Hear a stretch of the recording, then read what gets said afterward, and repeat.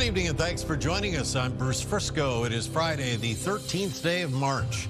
This is CTV News. Tonight, here we go again.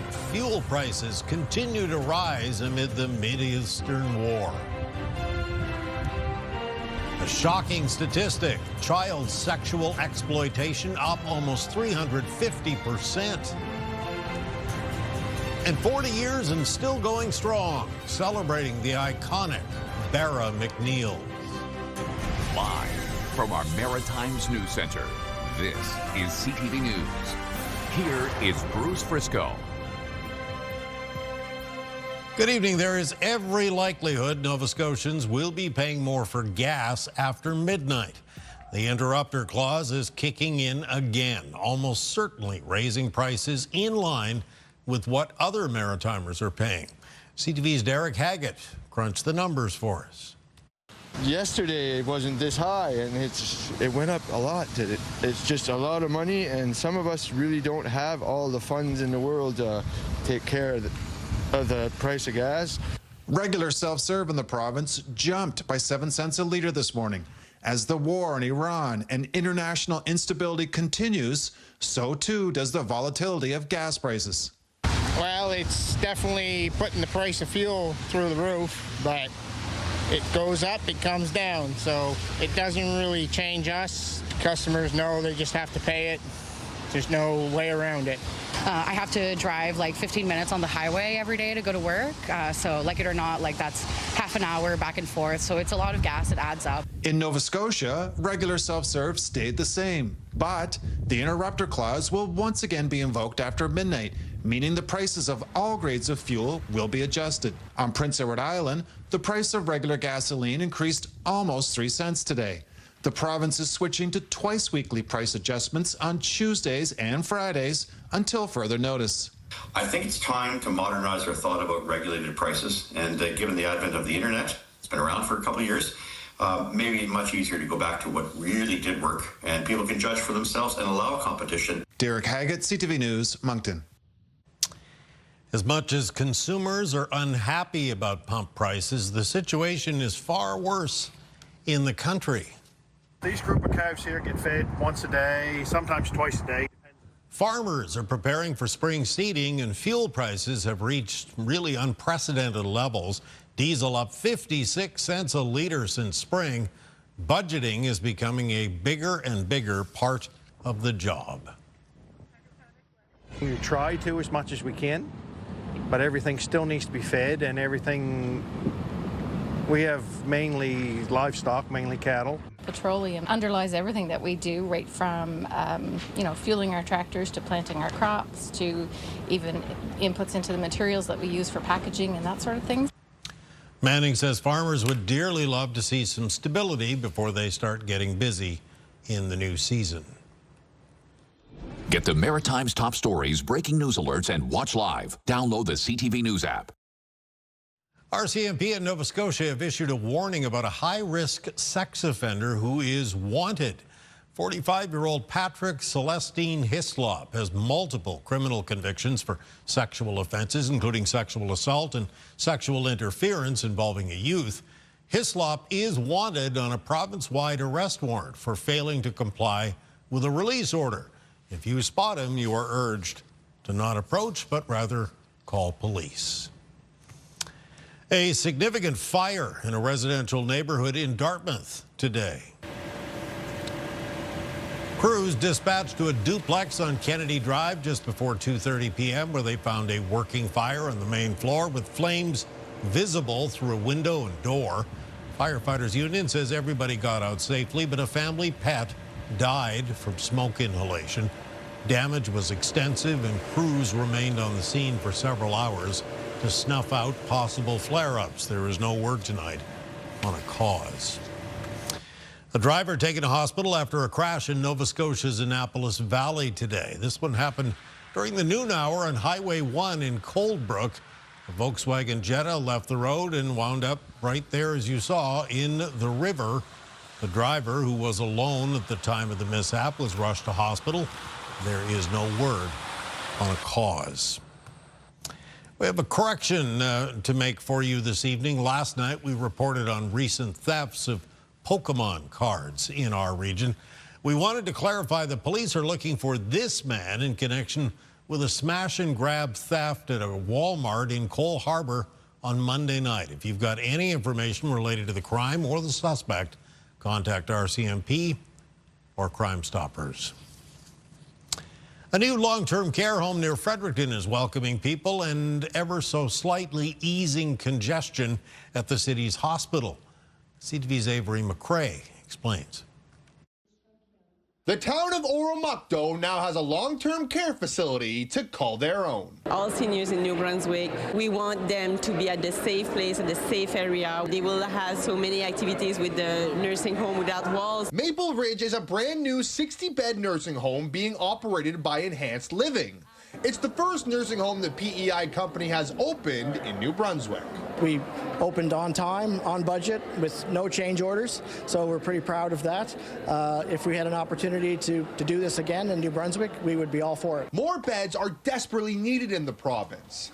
Last month, the CEO of Horizon Health said around 40% of beds in their hospitals are being used by people waiting for a space in long-term care. As of the end of February, there were 1,006 people on the province's nursing home wait list, 471 of which are waiting in hospitals. We're hoping that the government will go back to the drawing board and start working on it so we can accommodate all these seniors that are making their homes in hospital settings. The budget will be unveiled Tuesday afternoon. Avery McRae, CTV News, Oromocto, New Brunswick. That busy blood collection center in Halifax that's been closed because of water issues this week will remain shuttered tomorrow. The health authority making the announcement via email this afternoon. Yesterday, officials told CTV News staff were waiting for a plumber to deal with an issue there, but did not elaborate. Patient appointments are being honored at other collection sites in HRM, or patients can simply rebook for later. Heated debate at Province House in Halifax again today over the budget. As we told you earlier this week, Nova Scotia Premier Tim Houston walked back tens of millions of dollars in cuts, but the opposition says the province must go further. Here's CTV's Jesse Thomas. Staring down a record $1.24 billion deficit, Premier Tim Houston said his government has to shrink spending. Although proven unpopular, protests over proposed budget cuts of up to $130 million have been a sizable and steady presence outside the legislature. Under pressure this week, Houston walked back $53.6 million in cuts for seniors, disability and educational supports. While opposition credits the government for the partial walkback, they want all cuts reversed. We have a limited resource. And so, we only have so much. Government can only afford to do so much. Opposition argue the cuts to arts, culture, and tourism sector were poorly thought out, noting tourism revenues last year topped $3 billion. I'm concerned about since the day this budget came in. This government has not done the work to understand the impact of this budget on Nova Scotians. And as such, they need to pause and take it back. It's not working for people. Houston wants to grow the economy through energy and natural resource development. But in the meantime, spending has to match the declining revenues. Look at the deficits in Quebec and Ontario and BC. Look at the federal government. Every other province is making similar decisions. The Houston government is spending $66 million on arts and culture programming, more than when the Houston PC government came to office. All of us had to make, right across government, had to make difficult decisions. And truly, we're still investing $66 million, which is a $15 million increase from 2021. Premier Houston will miss several days of the budget debate when the legislature resumes following the March break. He'll be traveling to Houston, Texas to attend an energy conference hoping to attract industry here to Nova Scotia. Jesse Thomas, CTV News, Halifax. A Maritime First Nation has taken an unusual step to regain control of cannabis sales on their property. The Spitkanakadee First Nation Chief and Council have passed their Cannabis Control Act, specifically asserting the nation's inherent right to make its own laws and manage its own affairs. The legislation is, quote, effective immediately and establishes that the band holds exclusive jurisdiction over the governance, administration, and regulation of all cannabis-related activities within its traditional lands. Member 2 has passed a similar motion now. Several Nova Scotia First Nations have expressed outrage over the recent RCMP raids on private cannabis shops on reserves.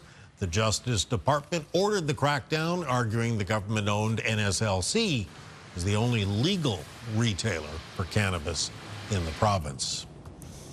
After 2 successful years, the Nova Scotia Stampede will not take place in 2026. The Rath Eastlink Community Centre in Truro says it's made the difficult decision to not go forward with the event this year because of other more urgent priorities, although they did not elaborate. The Stampede, a rodeo featuring barrel racing, bull riding, and other events, generated a cool $2.2 million in economic activity. Its inaugural event in 2024. That's according to a report from Sport Tourism Canada. Nova Scotia government kicked in $150,000 just last year to help stage the Stampede. All right, still to come tonight, Kaylin's full forecast, and we'll share some options Maritimers are considering for travel in this increasingly uncertain world. Coming up next, though, a doorway to danger. Lots of people you don't want your kid meeting. New report reveals some truly shocking statistics about the sexual exploitation of young people in Canada. That's next. Stay with us.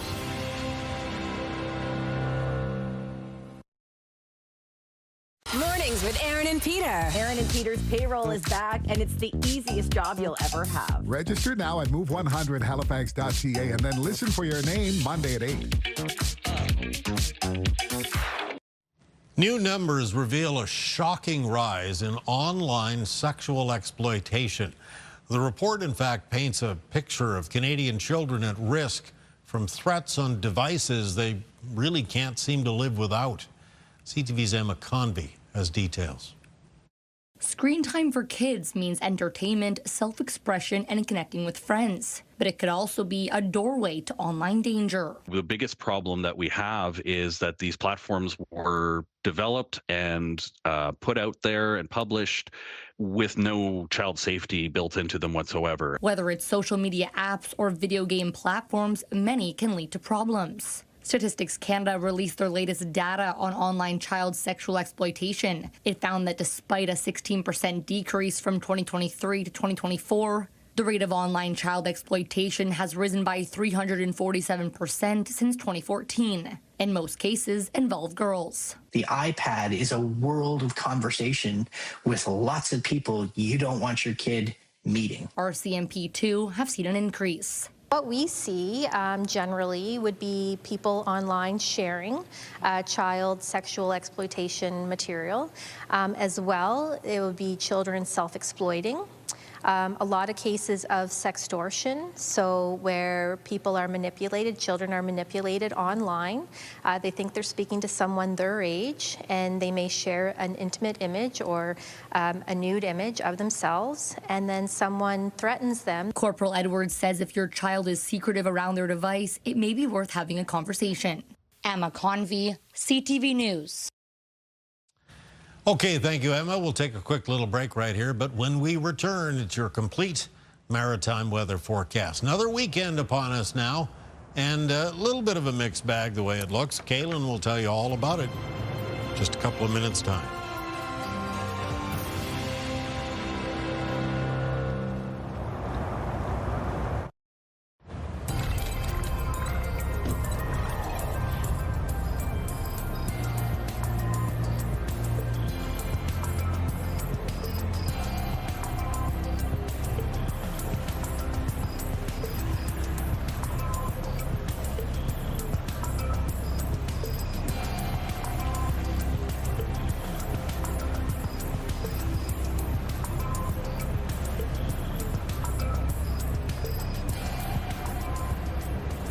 Friday, March the 13th, and it felt like Friday the 13th when I got up today, and I peeked out the blind because it was raining when I went to bed, and the ground was white when I woke up. Well, that's March in a nutshell there It for is, you. isn't it? Bruce, it can be just sort of rainy and mild one day, and then the next day it's like winter returns. And yes, we did have a coating of snow and some ice pellets down around parts of the Maritimes to start today, made for some slippery surfaces. And guess what? I have some more March snow to talk about in the forecast because we have this next low pressure system that's going to be on its way in for tomorrow. In fact, for tonight, that's already beginning with increasing cloudiness around the Maritimes, and then moving towards and after midnight, some flurries ahead of that weather system developing in western areas of New Brunswick and the southwest of Nova Scotia. But here we are, early Saturday morning, and the snow is moving in earnest. This is a fast-moving weather system, so the snow is going to be developing very quickly Saturday morning from the southwest of the Maritimes off towards the northeast. Some of the snowfall rates are expected to be higher. It's likely to be a wet, compact snow, but may accumulate in as much as 5 to 10 centimeters for a good portion of the Maritimes. Now, for Nova Scotia, with temperatures rising directly in behind the snow, the last part of it is likely to turn over or mix with some rain. It's even possible that there's a few rain showers around southern areas of New Brunswick and parts of Prince Edward Island as the snow clears through. Now, I talked about potential snowfall amounts for parts of the region. Could be as much as 5 to 10 centimeters. Again, a wet, compact snow, though, and there'll be some melting of it throughout the day as temperatures will be above zero. A few pockets of snow a little bit higher than the 10 centimeter mark possible up around the northeast New Brunswick as well as eastern areas of Nova Scotia. Winds in the forecast for tomorrow as that system moves through will be variable in direction around the Maritimes, moving into and through Saturday afternoon, becoming easterly for parts of New Brunswick and Prince Edward Island, mostly out of the southwest, so for Nova Scotia. And it's going to be gusty. There'll be some gusts between 40 and 60 kilometers per hour. Now, most low temperatures in the Maritimes for tonight will be falling into a range around -1 to -6, a little bit colder in the north of New Brunswick, where some lows will fall between -8 and -11. Communities in the north of New Brunswick for tomorrow with high temperatures between -2 and +1, with central and southern parts of the province with high temperatures between 0 and 3 degrees. Taking a look at the high temperature forecast for Prince Edward Island on Saturday, expected to get up to around +1 as that snow moves in and through. Eastern areas of Nova Scotia can expect high temperatures tomorrow between 0 and 4 degrees. And for northern and central parts of the province, the high temperatures between 2 and 5. The Annapolis Valley for tomorrow with high temperatures of around 5 degrees, and on the south shore of Nova Scotia, a little bit milder with the afternoon high temperatures closer to 6. In the extended forecast for New Brunswick coming up on Sunday, it's a mix of sun and cloud. Snow turning over to rain on Monday. Temperatures continue to rise Monday night into Tuesday morning as more rain comes down. And behind that, temperatures turn a little bit chilly for Wednesday and Thursday of next week with a mix of sun and cloud and snow possible next Friday. For Nova Scotia, in the outlook, it's a mix of sun and cloud on Sunday, a little bit cooler. Temperatures rise on Monday, but it's accompanied by rain moving in. That rain expected to arrive late in the day, ongoing into Tuesday. As it clears out, temperatures turn chilly for Wednesday and Thursday with a mix of sun and cloud, a chance of flurries on Friday. And for Prince Edward Island in the forecast, speaking of some flurries, chance of flurries on Sunday. Monday, increasing cloudiness with rain arriving Monday night into Tuesday. That clears out and temperatures come down for Wednesday and Thursday of next week. Bruce. Thank you, my friend. We shall reconvene for the wake-up weather at the end of the broadcast. In the meantime, stick around. There is more to come.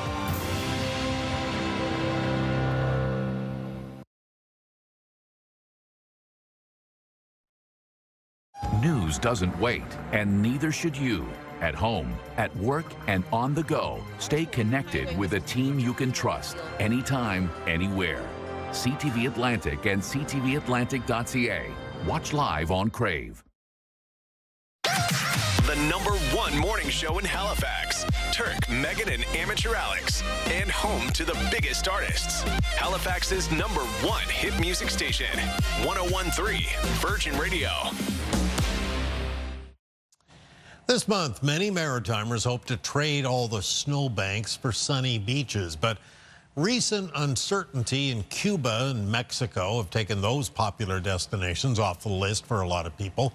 And if you add in the growing hesitation and the ongoing hesitation to visit the United States, the options are starting to look a little slim. Or are they? CTV's Vanessa Wright went to the airport to ask Maritimers where they're heading for March break. As much as Maritimers love their home, many are headed elsewhere this March break. We're going to the Alps and the Mediterranean coast, like Switzerland, Barcelona, Monaco, Europe. I'm excited to look at the medieval kind of castles, free time, going on the water, beaches, all that stuff. Best friends Jada and Aisha will spend spring break in Costa Rica. Honestly, our first choice was Hawaii originally, but Costa Rica, I feel like it's kind of a similar vibe. What do you think? It's a lot closer as well than going all the way to Hawaii, and it's also really pretty. You get the volcanoes and waterfalls and stuff like that. Yeah. Vacation spots that were a safer bet, as some travel advisories limit the options. But demand is up for other sunny destinations. The direct services still go to Jamaica, Mexico, Dominican. We have a Nassau flight that will be departing tonight with Air Canada. The only thing stopping them, Mother Nature, as inclement weather forces some cancellations and delays at Halifax's International Airport. We're 3 days late getting to our destination. Good news, we're in Nova Scotia the whole time. Vanessa Wright, CTV News. Thank you, Vanessa. Coming up, celebrating 40 years of the legendary Barra MacNeels. First, though, it is your wake-up weather, and yes, it is Saturday when you wake up as we gaze upon Halifax here, the last few moments of Friday evening. Kaylin Mitchell's Wake Up coming up next. Saturday morning upon us, we can all breathe a sigh of relief now that Friday the 13th is over. Now we look forward to the wake-up weather. And yet the snow lands on the 14th. It does, doesn't it? For waking up Saturday morning. Yes, it does. Because that's when that snow is going to be making its way across much of the Maritimes. Remember, this is going to be a wetter snowfall. In a lot of cases, it'll be kind of accumulating as a bit of slush on the ground. But, for some areas, it could be as much as 5 to 10 centimeters. There will be some melt, though, of that snow throughout the day, as most high temperatures in the Maritimes are expected to get up to around the low to mid-single digits. Bruce. Thank you, Kaylin. Have yourself a good weekend. Well, it seems incredible, but the Barra MacNeels are marking their 40th anniversary this year. CTV's Ryan McDonald takes us for a musical trip through time tonight. At the age of 37, she knew she'd found forever. They have been playing together as a band of brothers and sister, of course, since 1986. We went out to Expo 86, but that's when it all began. This year marks the Barra MacNeels' 40th anniversary as a family group. I hear fairly often the Barra MacNeels is the best group you could ever work with. They're so easygoing. You think that's a fair representation? Yeah. Yeah, you have to say yeah. It was just normal to me because everyone was playing music around me. Boyd MacNeil was only 5 years old when the Barras officially became a band. Even back then, though, he knew he was destined to one day join Kyle, Seamus, Stuart, Lucy, and Ryan touring the country and the world. My heart's in the highlight. Now, the Barra MacNeils will be honored with a Lifetime Achievement Award at this year's East Coast Music Awards at home in Cape Breton. To get a little respect for 40 years, people actually do respect it because they know how hard it is to do this or be involved in this industry. They say as long as they're healthy, the show will go on. After playing the ECMA Awards show in Sydney, May 21st, they hit the road for 40th anniversary concerts across the Maritimes, then take their act to the West Coast. Ryan McDonald, CTV News, Sydney. Thank you, Ryan, and a special thank you to the Barra MacNeels for 40 years of great music. That is your late news for tonight. That's it for this week. As a matter of fact, ctvnewsatlantic.ca is where you need to go all weekend to stay up to date on the latest news. I'm Bruce Frisco. We're going to leave you tonight with the names of all of us here at Bell Media. Have yourself a good night and a great weekend, and we hope to see you again on Monday.